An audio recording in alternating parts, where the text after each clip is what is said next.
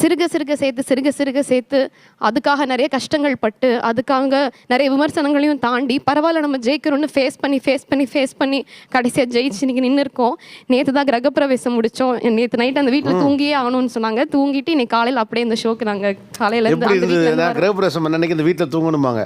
இத்தனை ஆண்டு கால கனவு. ஓகே, இவ்வளோ அவமானங்கள் கஷ்டங்கள்லாம் கடந்து உங்கள் பூமி நீங்கள் சொல்லதே எனக்கு அழகாக தெரிஞ்சது.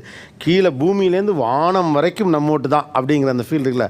நீங்கள் தூங்கி எந்திரிச்சு பார்த்தா விடிஞ்சு பார்த்தா நீங்கள் உங்கள் சொந்த வீட்டில் படுத்துருக்கீங்க. எப்படி இருந்தது அந்த ஃபீல்? அந்த சூரிய கதிர்களே அந்த ஜன்னலோட கோடு இருக்கும்ல, அந்த கோடை தாண்டி அந்த ஷேடோ அந்த செவுத்துல வந்து பட்டிருந்தது. அந்த கதிரே வந்து நமக்கான கதிர் மாதிரி ஒரு ஃபீல் ஆச்சு. நம்ம வீட்டில் நம்ம கட்டின வீட்டில் அந்த சூரிய கதிர்கள் அந்த ஜன்னலோட ஷேடோவோட பார்க்குறது அவ்வளோ அழகாக இருந்துச்சு. என்னோட வீட்டில் போய் எல்லா கதவையும் நான் முதல்ல அப்படி திறந்தது. பின்பக்க கதவெல்லாம் வச்சு ஒரு வீடெல்லாம் நான் பார்த்ததே கிடையாது. ஐ மீன் வாழ்ந்ததே கிடையாது. நாங்கள் அதெல்லாம்